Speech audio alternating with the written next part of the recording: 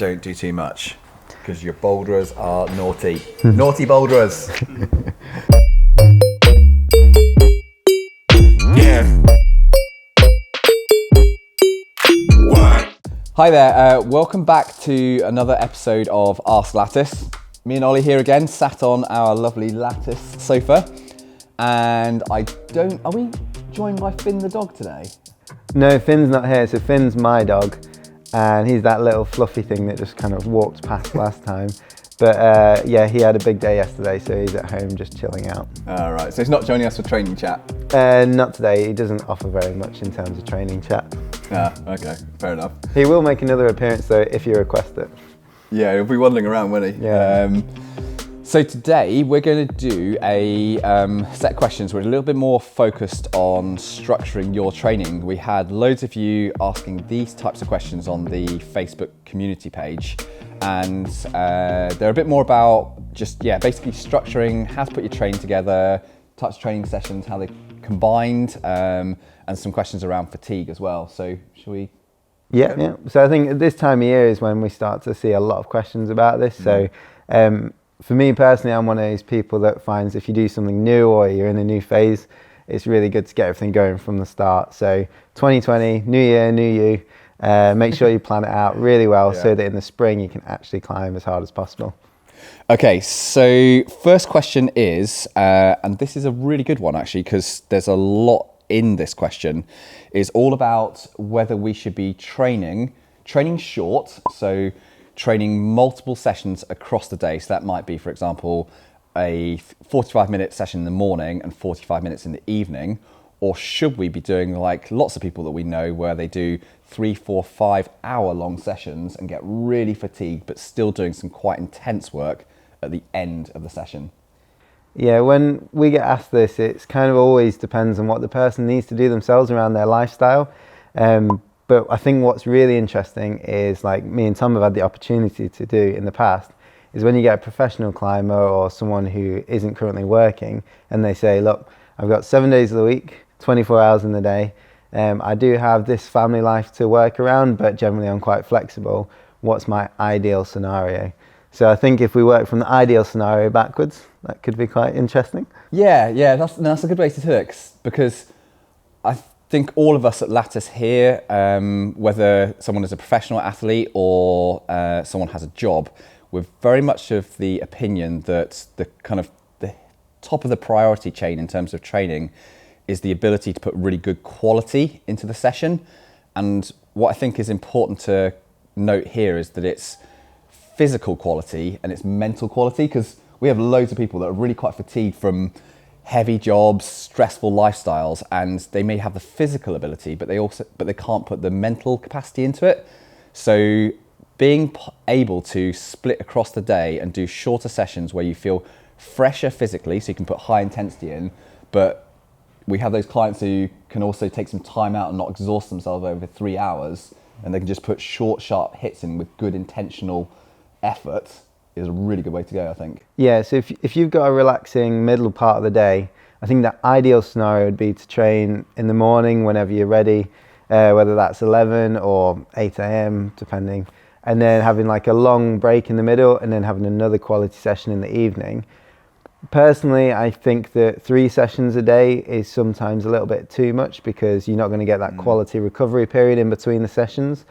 And those 2 sessions generally should be different stimulus. So it might be strength in the morning and then a slightly different stimulus, whether that's anaerobic capacity in the evening. Doing strength and strength is possible, but generally, because it's going to be climbing specific movements using the same muscle groups, that doesn't tend to work quite as well for those adaptations. The only counterintuitive part of that is if you did something basic in the morning, like board sessions, so really hard pulling, really hard just physical power and strength, and then do more competition style bouldering in the evening, which is more coordination and technique based, because then it means you're still going to be working at high intensity bouldering still, but 2 different sort of aims of those sessions. Yeah. But that would be like the ideal scenario, and like Tom said, if you've got that gap in the middle where you've not got that sort of mental fatigue going on, then that's totally fine. If you have a job or anything where you feel stressed out, or even just sort of looking after family and being really busy, that second session is always going to become more compromised because you're going to have that mental fatigue going into it. So that second session should just be reducing the intensity by quite a bit if you're still trying to do a split session. It is possible. I personally have friends that have been getting up at 4:30 in the morning training, then sorting his kids out, then going to work, then coming back, sorting his kids out again for dinner, and then training in the evening. And even though John Proctor's a bit of a hero on that, I wouldn't say many people can get that done. So if you have the ability, it's great, but you really need to think about this mental fatigue going into the second session. Yeah, I think that's just it's an unsaid item that a lot of people don't always discuss, and it's really important to be very aware of that mental side of it going in as well. Don't forget as well with your if you're going to split your sessions across the day, is that if you are expecting to come back and perform better in the second session or perform well in that second session, make sure you're fueling and recovering adequately between those two sessions. Don't start at the beginning of your work day, work 6 hours really hard at your desk, consume nothing at all, and then expect to perform really well at the end of the 6 hours. You've got to get some food in as well to recover from that energy depletion that occurs after that first session. So really key as well. The 2 sessions a day actually is, I would only do that in a base phase. As you're going towards peak, where you're wanting to be fresher and feeling better, drop it to 1 session in each day as well, because I think those 2 sessions are going to be trying to make the adaptations while going into the peak phase. You want to be fine-tuning everything you've already built up in the base phase. So great to do 2 sessions, then build into just 1 as you're wanting to come to perform when the conditions are really good. So that's 2 sessions a day. If we're just doing 1 session a day, I think this depends on what you're trying to train and what you feel most comfortable doing. Personally, I would rather train more frequently throughout the week, so 4 or 5 days a week, but do shorter, sharper sessions. Generally, because I'm quite mentally fatigued, and an hour and a half, 2 hours into a session, I'm generally pretty drained and I'm not climbing very well. So for me, it's better to do more sessions in a week, and I know a lot of clients also think the same. But I know you quite like really long, hard sessions.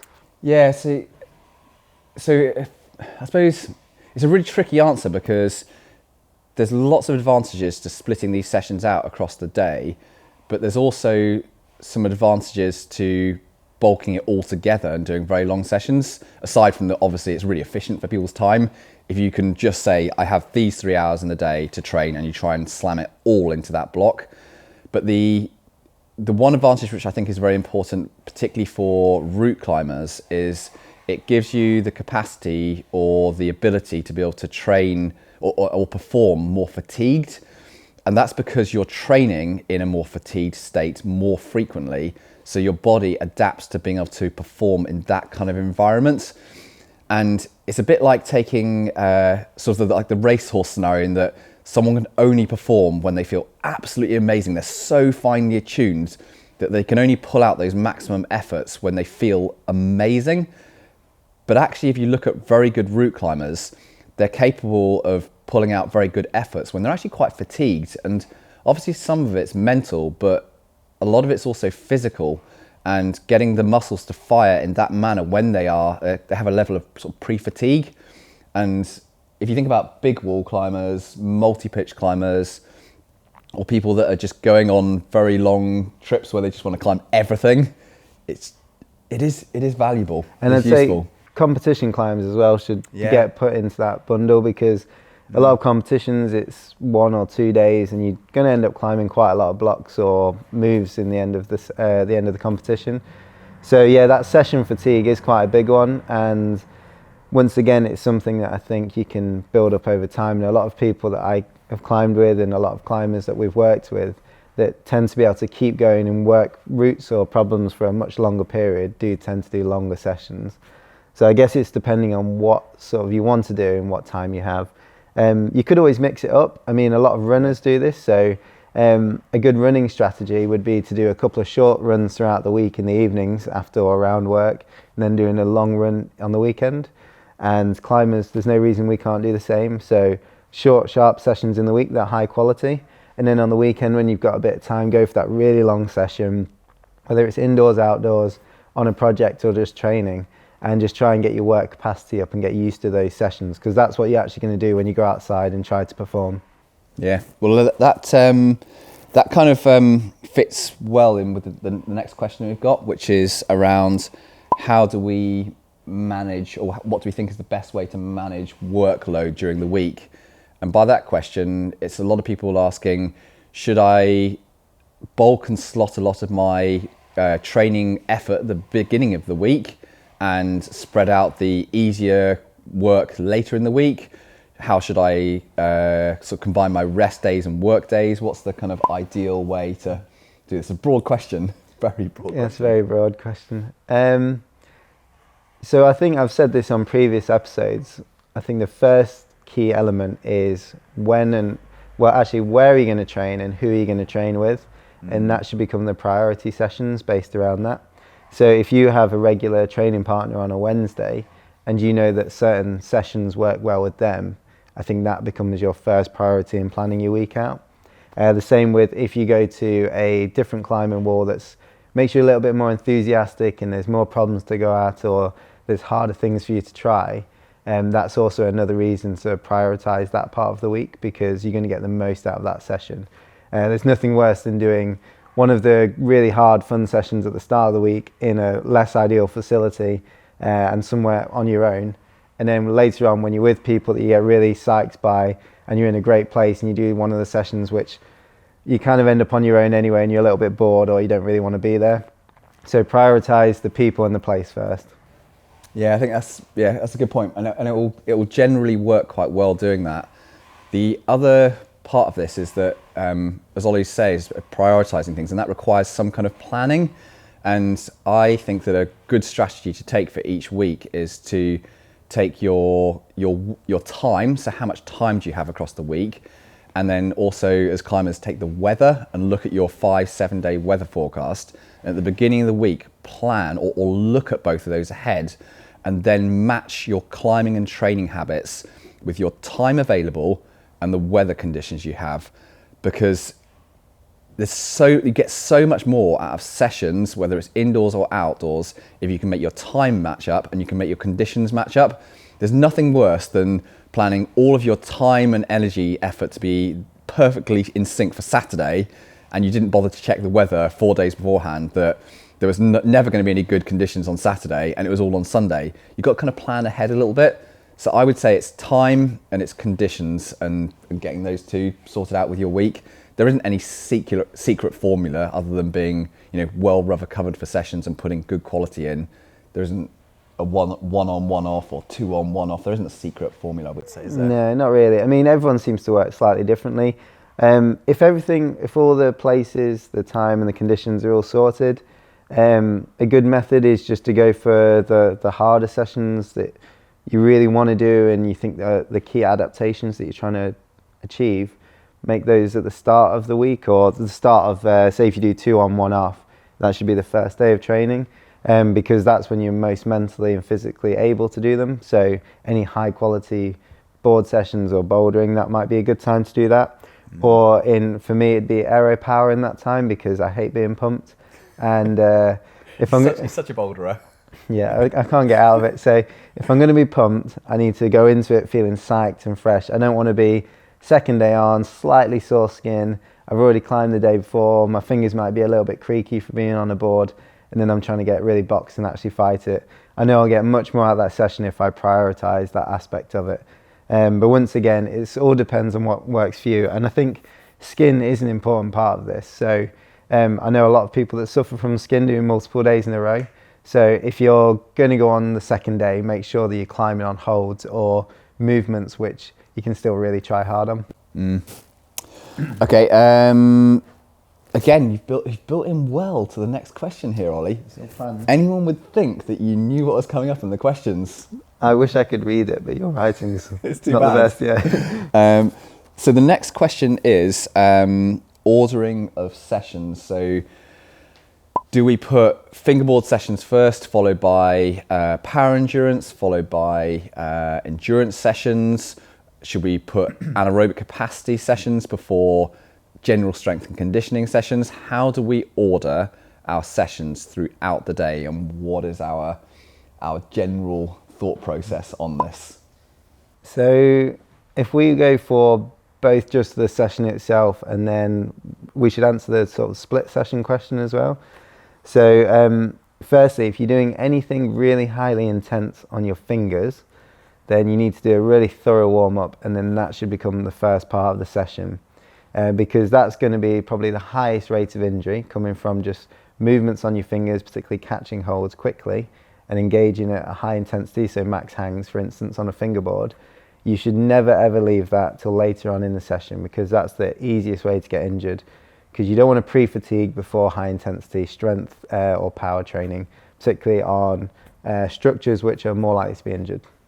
Yeah, it's the finger thing which is so important here, is that because they're essentially more delicate structures, you want to make sure that very high intensity finger work is done as an absolute priority. And when we see people do that a lot more, they have better results from their training, and they will see their injury incidence rate go down. What's interesting about the larger muscle groups, and when we're coming on to things like your general strength and conditioning work that you might do with some weights work or on the floor or on a bar, is you can actually leave these to later in the sessions, because they're not as heavily fatigued by climbing specific work. So think of it being very climbing specific high intensity work at the start of sessions, but the less climbing specific generalized strength and conditioning work can be placed at the end of the sessions. It's not saying they must be at the end, but they can be placed at the end, and you will still see really high quality within those sessions if you order it in that way. And the big thing for us is that if you've got good quality in those sessions when you're following them, and you feel like you can operate at maximum or close to maximum, then you've made the right choice. It's when you're thinking, I know that normally I can do this when I'm fresh, but I'm 50% off the pace. That's the time when you shouldn't be doing this really intense work. You're clearly too tired, and you're not working at the right intensity to achieve the aims that you set out for in that session. So that's really important. So yeah, I get asked that a lot about when do I fit in my weight training, and I usually say towards the end. And then I get asked, but I'm trying to improve my strength and my max strength. And my answer is, well, if you're a weightlifter, that's fine. Let's put that at the start if that's your aim. But if you're a climber, put it at the end, because your priority is the climbing specific work. Yes, it's going to compromise your deadlifts, your bench press. But if that always comes at the start, then your body is training to be a weightlifter. If you're training to be a climber, flip it around. So far we've got finger intensive work at the start. That'll be anything like a fingerboard max sessions where you're trying to improve strength. It'd be campus work, or it'd be any sort of intense bouldering, such as board climbing or repetitions on like projects. Always at the start of the session. If you're doing a split session in the day, depending on what time you're training, they would come in the first session of that day as well, in the same order. So making sure that the finger intensive work is the first thing that's done. Yeah. So on the other end of the spectrum, the stuff that can be done from sort of middle to later on in the sessions is your endurance work, and also some of your power endurance work. And there's a couple of elements to this which mean that it's good to do these later on in the sessions. One is that we are operating at a lower intensity compared to our maximum, so we're capable of targeting the right level of intensity for that session. So we can work at the intensity that we aimed for in that session. So that's okay, that's a great tick. Secondly is that if you're working the longer end endurance work at the ends of the sessions and you're fatigued, it's a really good way of basically forcing your body to move more efficiently, because you have such a sort of positive feedback in that if you move better, it makes you feel less tired when you're carrying some level of fatigue in the sessions. So it's a really good way of getting less efficient climbers to move a little bit more efficiently at the end. We do get asked quite a bit, and this is whether it's with my personal clients or on social media, about whether you can use endurance at the start of the sessions to kind of warm up. And I would say, yes, you definitely can. Keep it really short, but most importantly, you must keep this session super light, especially you boulderers out there. You tend to kind of overcook it a bit and go in too hard on these light endurance sessions, and then just affect the quality later on in the sessions. So if you're going to do this as part of your warm up at the start, keep it really, really light. There is no harm than going lighter than you think you could do. So the other end of the spectrum is how often do you want to do those really high intensity aspects of the training. And this is where a lot of people can get confused. And if we release the outtakes, you'll see that we've just had a chat about it as well. So looking at those high intensity aspects of the session, so fingerboarding, campusing or board climbing in particular. And I don't mean doing that for a whole session. I mean maybe like a 15-minute fingerboard session or a 30, 45-minute board session, or just your set routine on a campus board. Just those elements alone, a lot of our clientele would only be doing that up until around 5 times a week at max. So that's doing, say, a couple of fingerboard and 1 or 2 board sessions a week tends to be enough, because you're getting a lot of high intensity work into your week doing that. A lot of people ask us when we say, like we said earlier, training 5 days a week, that doesn't mean that you have to do high intensity training every one of those sessions. That's what we might see at the max for those high level athletes.